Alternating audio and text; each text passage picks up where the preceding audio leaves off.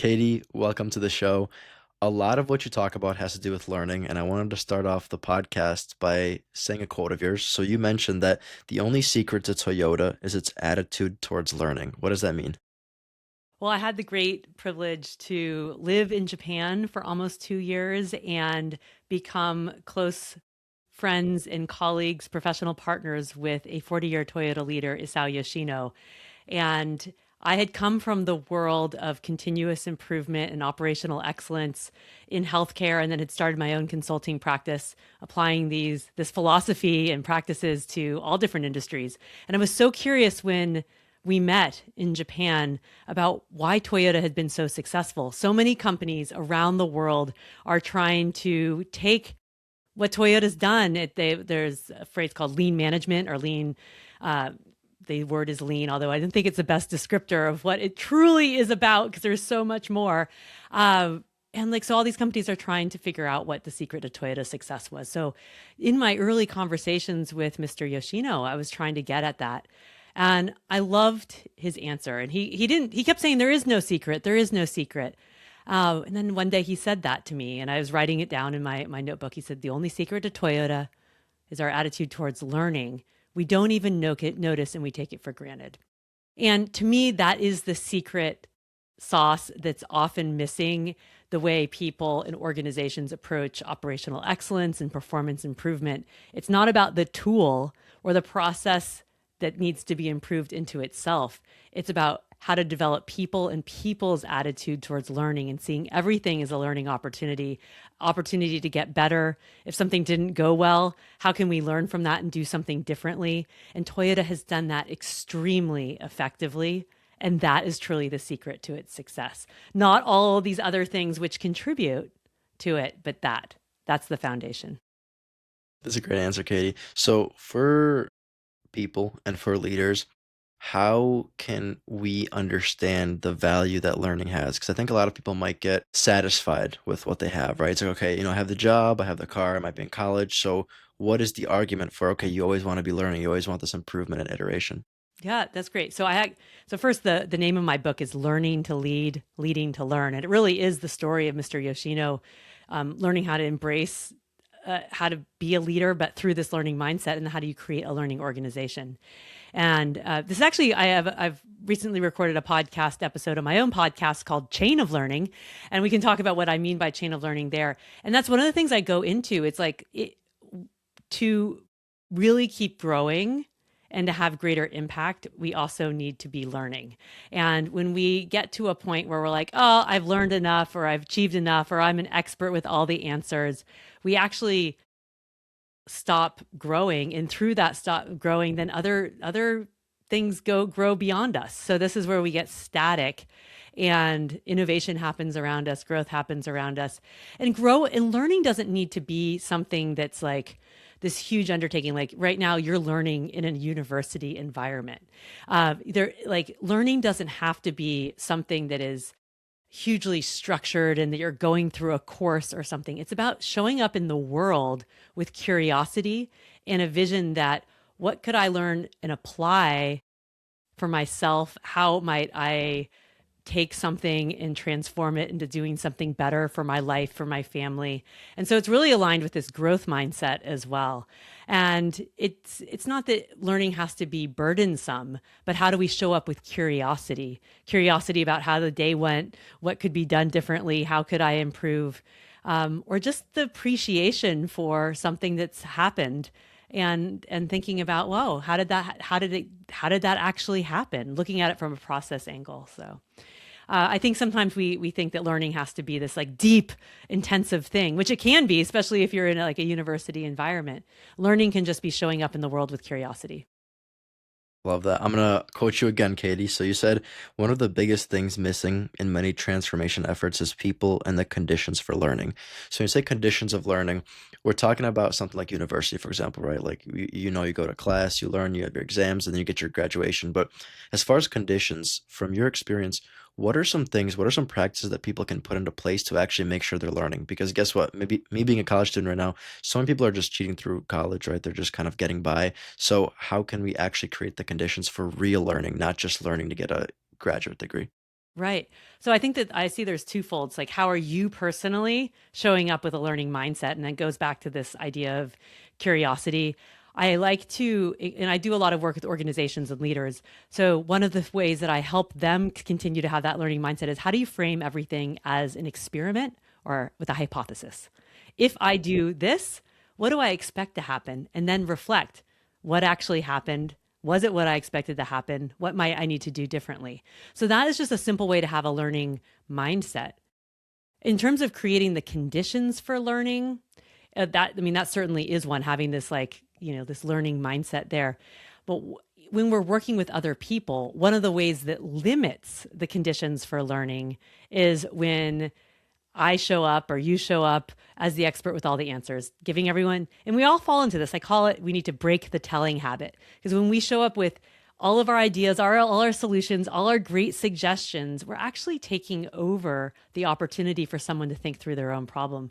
And there is time and space to be supportive and coming up with, co-creating solutions or being that sounding board.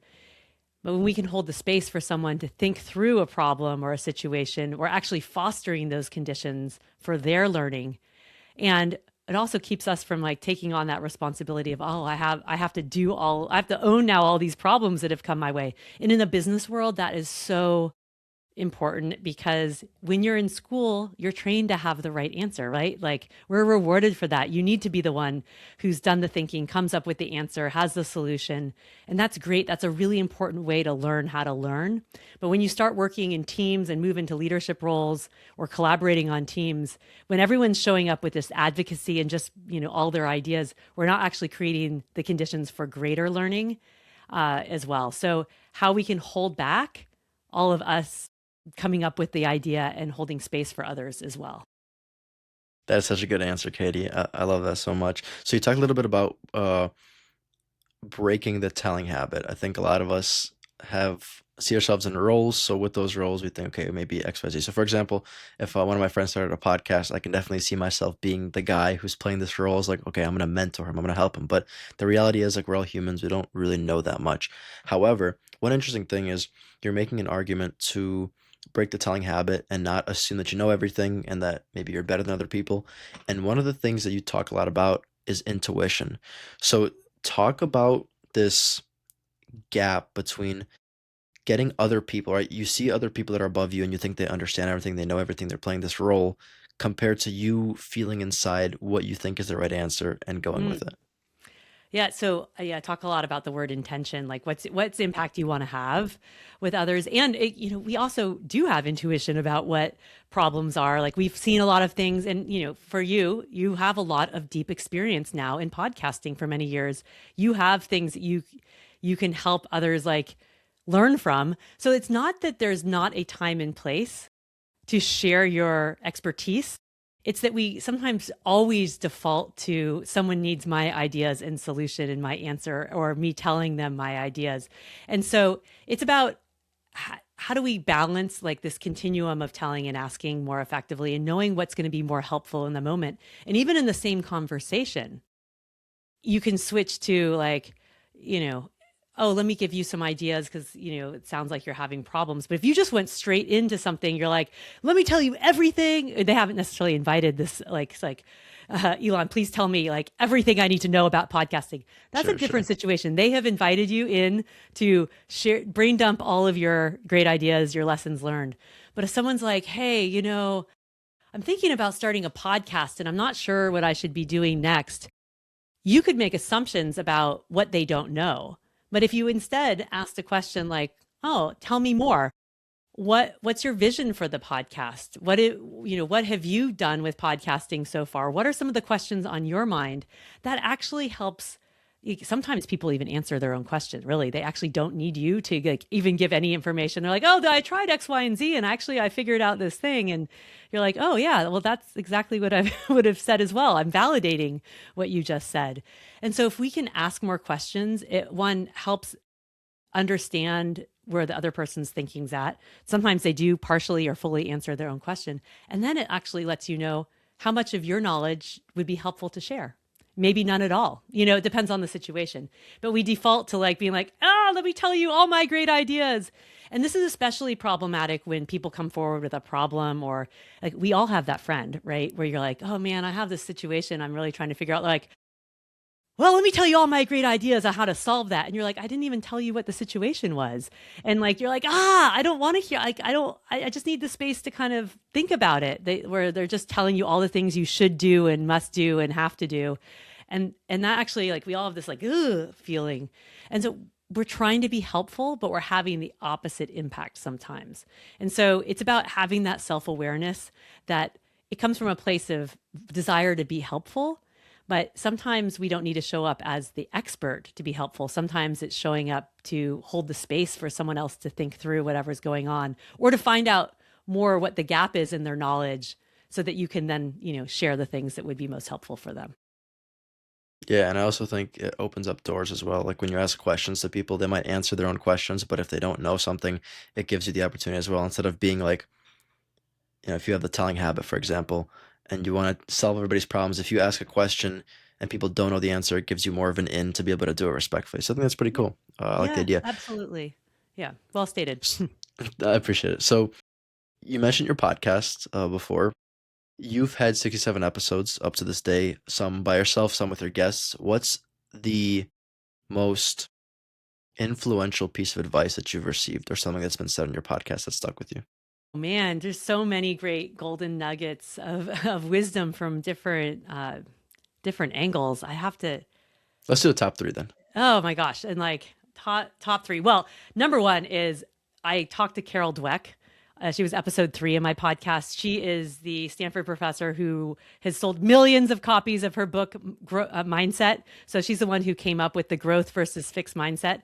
And actually, the opportunity to interview her was the impetus to start my podcast in a more formalized way. That's so I'd cool. been Wow. dabbling and doing things, but I was like, all right, I have the opportunity to interview Carol Dweck. So That's insane. so one of she said so many insightful things, and it just was really talking about how this growth mindset at both the individual level and the organizational level is so critical for organizations. And she used different words, but talked about this telling habit as well. Like when we all show up in competition, or we're the expert with all the answers, we actually in an organization limit innovation, problem solving, collaboration. And so the most successful organizations are the ones that can develop this growth mindset collectively across the organization. So that would be one of the, like, you go back to episode 3 where that started, and really a really powerful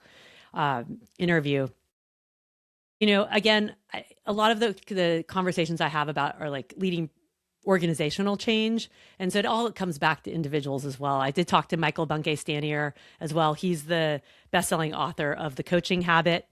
And I can't remember what episode, it was a little over a year ago. It was in January of 2015 that episode came out. And, he has his great work on the same thing, like a coaching habit. How do you show up in inquiry and not advocacy? But we were talking about why does so much organizational change fail? Like, and what's really behind that? And, it's looking at some of the systems and structures behind it, and then fundamentally about how do we think about leading both individual change and organizational change at the same time. And I guess I have so many solo episodes too that are just me like talking about things that are important. What's But one that sticks out to you? A solo one? yeah, I'm talking a lot about influence skills because I'm writing a book about the influence skills we need to pair with any sort of technical problem solving skills to truly lead organizational change. So more to come later this year on that. But if I go back to there's so many episodes. I actually have one on how to break the telling habit. So there's one on there if you want to do that. But I was giving a keynote yesterday and reflecting on the impact that my dad had. He died 9 years ago of ALS, and he was the most positive human being in the world. And even as he was towards the end of his life, moving towards death, he had this positive attitude and like today's a great day was his motto through everything. And so I have a podcast episode about how you can have positive reframes to really help you instead of spiraling down. How can we reframe things from a positive lens to really help us move forward? And it's not that we need to like discount the challenges that we have. We absolutely need to feel those, but how do we not get stuck in them? And how can we reframe things so that we are moving forward rather than getting stuck? And so that one was really on my mind because of the influence my dad had on my life. Well, I guess to follow the thread of that, a lot of people fail in something. They might give up, it might stop them temporarily, but how can we learn to understand failure as a good thing as opposed to something that by the word failure, people think it's bad? Yeah, I know that it's there's another line in my book, and I'm slightly paraphrasing. It's from Mr. Yoshino, but failure is only failure if you don't learn something from it. Right. And so actually I had another podcast episode where I talked about that recently about how if we hold on to it as failure, oh, it was, it was one about this, remove the Muda to reveal the Buddha. That was this Hmm. Zen priest in Japan in November said this to the group. I take executives from around the world to Japan to have immersive learning experiences, and the priest was really meaning that like if we're holding on to like a mistake or a failure, it's becoming waste. And so muda is a word for waste. But if you can remove the waste, like the weight side of it, and like transform it into something better, like a learning, like how can it inform you in your life? Then it reveals your inner Buddha, which is your inner, more realized, fully realized self. So I loved that. I love that phrase. But I'm also obsessed with these dolls called Daruma dolls, and they're these paper mache dolls from Japan, uh, and they represent the Japanese proverb "fall down 7 times, get up 8." And this is all Hmm. about learning from failure. Like challenges and setbacks and failures and missteps are inherent on any journey, and if we can sort of embrace that and recognize it and not see it as failure per se, but as like a chance to like get ourselves up and get up and learn our way forward. That's so much more powerful. So these Daruma dolls, which I'm holding up, they're weighted at the bottom. They're like little weeble wobbles. And when you have a goal, you fill in the doll's left eye. And when you finally realize it, you can fill in the doll's right eye. And I just love that Wow. it's that concept that representing around, it truly means failure is only failure if you don't learn something from it. So how do we get ourselves up and learn our way forward? And that's hard to not like it does take that positive reframe of like, okay, that sucked, right? Like I did not like the experience of failing or not achieving my goal, but how can I do something with that? And, have my emotional experience about what that means for me, but move beyond it. And I think that's the most important part is like we can sort of define ourselves by experiences, but if we can transcend the experience and use it for something positive, like what do I need to do differently next time? Or if you're like, maybe it opens doors that you didn't expect, or, something else comes of it, then it can be not just a failure in that moment, but a growth opportunity. Sure.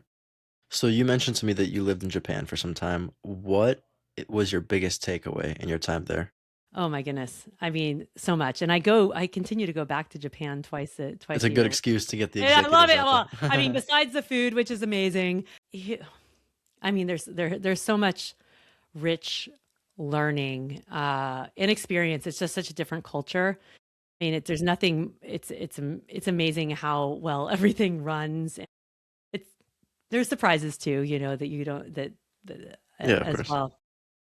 The greatest learning. Well, I'll say one of the biggest learnings for myself is really the appreciation of oh, I don't know this it's really hard for me to think of I like can the imagine, one. yeah. And it's so interesting too because I'm often asked from like a business perspective because I take people and I'm trying to think of something from like truly from that personal side, but really I think a lot of it comes down to some of these like Zen types of principles about reflection and really honoring reflection and the space not only in in how we live our lives, but space and architecture, space and the things are so beautiful, that's so uncluttered there. So a little bit more slowness, even though like in some ways like Tokyo is so fast with so many like bright lights and big cities, but there's also this calmness about it.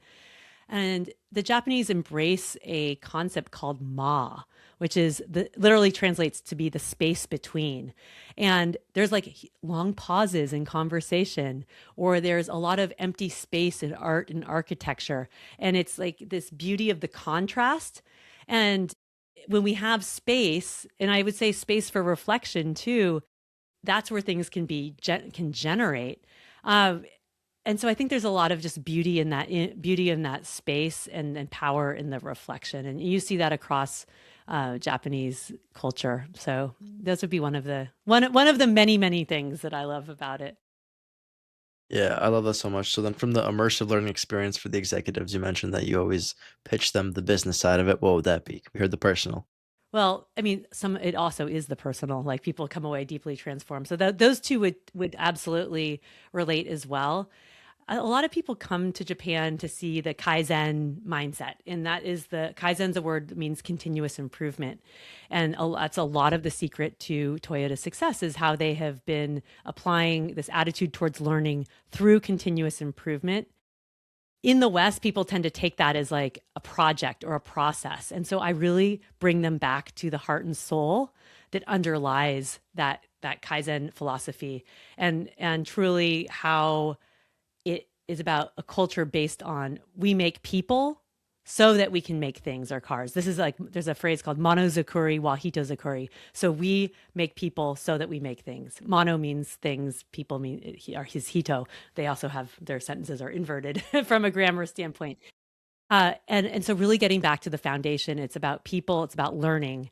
The process improvement will come from it, and the business results will come from that. But if we are trying to just do process improvement or just get results, but we don't have this foundation of truly respect for people, respect for humanity, and a true attitude towards learning, it's not going to sustain. And so that is like the number one business takeaway. And then, of course, I want them to have lots of personal transformation as well. I love that idea so much, Katie. That's awesome. We make people. I think that's one thing here in the Mm. States we could benefit from because I think people are so focused on making this like big vision come true, they forget there's in between of the people that are helping you do that thing. I think earlier you talked about organizational effort stems from people's effort, which I thought was very interesting. How it's taking this mega, I Mm. guess, thing you can't even imagine. Organization, like what is an organization? You just imagine a bunch of people going towards a goal and you bring it down to just the people. So you talk about the fact that you've told a lot of people how organizations can make change from like the people's perspective, but overall, how can people understand the idea that the people are the most important? Like transforming this schema, this idea of we make people to the states where everybody's so rushing around. That is the crux of the challenge, right? Elon, you've really like hit the nail on the head and like why like how do we get out of this just results driven Yes, that's what it was, mode? yeah.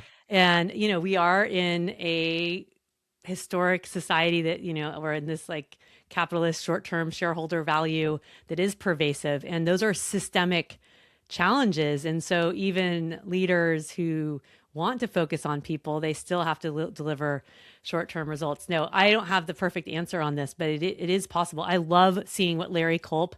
Oh, that's another great podcast. I have a bonus episode of me on stage with Larry Culp, was the CEO of GE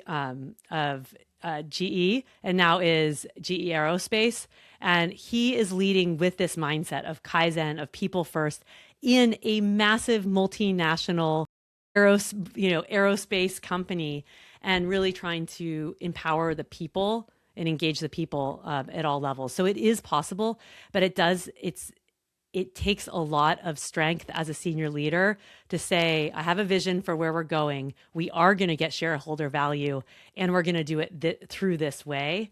And I don't know if everyone's in that place, but how do we keep moving in that direction? That's, I mean, what I try to help leaders do and change leaders do as well.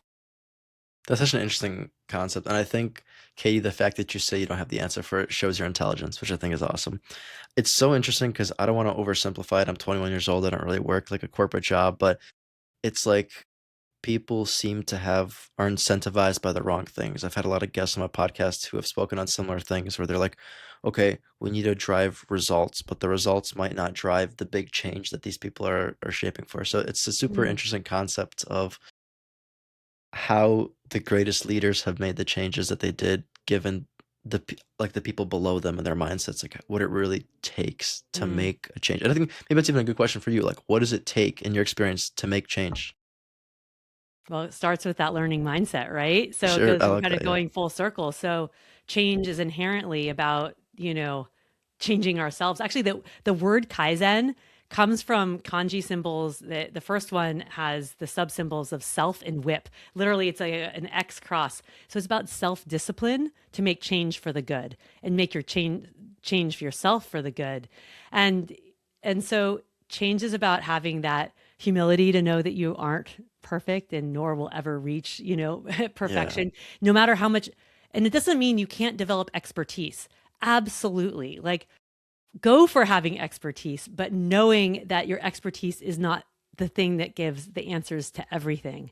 And I mean, that's the difference between being kind of like cocky, you might say, or, versus truly someone who can hold the space and lead through influence. So it's okay to have expertise, but it's a balancing. When is it my expertise that needs to be applied, and when am I holding the space and developing someone else's expertise? Because we're just going to be in a much more limited place if we're all just showing up with as the expert all the time. The, how do we lead change? It starts with ourselves, right? And so if we can model the way that, I'm growing, I'm learning, I'm not perfect, that creates then an organizational culture too that makes it more okay to know that, oh, we don't have to be perfect. And that requires a lot of courage. Because again, the old paradigm of leadership is I am the, leader with all the answers, and there's no, weakness in me. And it's about reframing that not having the answer isn't a weakness, but can be a strength. Because it's sometimes, how do I find the answer? How do we cultivate the getting towards the answer? And that becomes the leadership power, the leadership superpower. so in an organization, this has been something interesting to me. When it comes to making change, you have to get a lot of people on board for this vision that people need to imagine and work towards without knowing if it'll ever work out. So when it comes to the person that might not believe in the vision, is it possible, or I think it's possible for them to change, but is it easier to find somebody else who could replace them to believe in this vision, or was it more likely that you can just change their opinions on it? Because the way that I'm thinking about it is, I listened to Andy Frisella. He's the CEO of First Form. He has a really good podcast, and he talks a lot about in organizations when like he has a certain standard, and if people don't meet it, he cuts them. It's pretty like it's a tough opinion, but he cuts them, and he says like this is the habit, and if somebody starts slacking, everybody starts slacking. So the price that he pays for having these like C players on board is everything, his entire company. So what do you think? Well, I feel like those are two different questions or two different things. So one is about like your first one. I think what you first said was around, if someone's not on board with the change, is it better just to replace them? And I think that's different than, are they not showing if they're a C player, they're not showing necessarily the capabilities to be able to perform. So those are two Mm, different things. One's around maybe some reluctance to change or uncertainty or whatever that resistance model is. And I think that if you like, you can't force someone to change. You can just create the conditions that help enable them to say yes to the change. And those are about how to become like truly a master at like what I call being a yes-minded persuader. It's not about pushing the change or the idea, but how do you create the conditions that help bring people along, to help them see the cells in the change. And they may choose that I don't want that change, and then that's a management decision. If you're choosing not to come on with the vision that we've said, then maybe it is time to let that person go, but not just assuming because their first response is no. One of the things I talked a lot about when I was working in healthcare, we'd have to talk like we've been clear that this is the vision of the organization's going. These are the new expectations for what a management and leadership looks like. And of course, there's lots of initial reactions to that. you don't want to cut people right away. You want to help create the conditions for them to understand that change and bring them along. But there's a certain point where someone's like, I'm not going to choose that change. Okay, then you have a management decision. Like, are you the right person for the direction we're going? So I think that's one bucket. The other is around a performance situation. Maybe not like my buy-in, or like I maybe need some help to get there. Again, I would say though a similar approach, like, have you created the conditions for people to be successful in their role?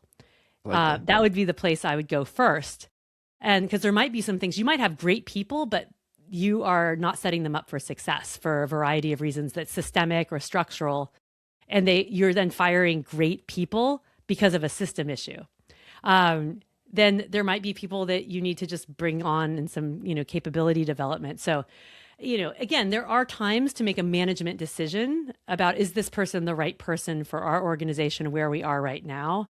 But if the first thought is they're not on board and they're not performing immediately, to cut them, I think we're actually creating more churn and more challenges for the organization, and actually not necessarily a culture that's going to want to, where people can speak up and say, I'm struggling a little bit, or I don't quite understand what's going on. And then things are getting buried. So you're kind of creating this non-psychologically safe environment as well. There are times to make management decisions, but have you created the conditions to help people understand the change and then to set them up for success? That's a great answer. Katie, my last question to you. If all of the content, if all of your speakings, if everything you've ever posted from the internet vanished and you could only leave the world with one message, what would that message be? I think I know the answer, but I'm interested. Oh man, I would go down to the word of intention. What's important to you? I have a phrase called intention equals heart plus direction, and that's the symbols behind me. Actually, the kanji symbols for the word intention, and it comes from one like the strength of your heart, and one coming in compass and direction. So, what's your purpose? What impact do you really want to have? And then, are your behaviors and actions truly aligned with that? And so if we can understand purpose and what are like the legacy we want to leave behind, or the interaction we want to have here, then do my behaviors really align with that impact that I want to have? And I feel like that's the biggest change, because I feel like so many of us truly have a positive purpose and intention in the world. And sometimes the way we show up isn't having the impact that we want. So if we can all focus on that, I really believe that we'll be in so much of a better place. And it's so easy to do. Like, it's about awareness and it's about some small adjustments in ourselves. Katie, you were awesome. Where can people find you at? Shout out any links, anything where people go. Great. Well, connect with me on LinkedIn. Go to my website, which is both kbjanderson.com. My podcast is Chain of Learning. So it's on all the YouTube, all the, Spotify, Apple, everything. So you can go listen to all those past episodes.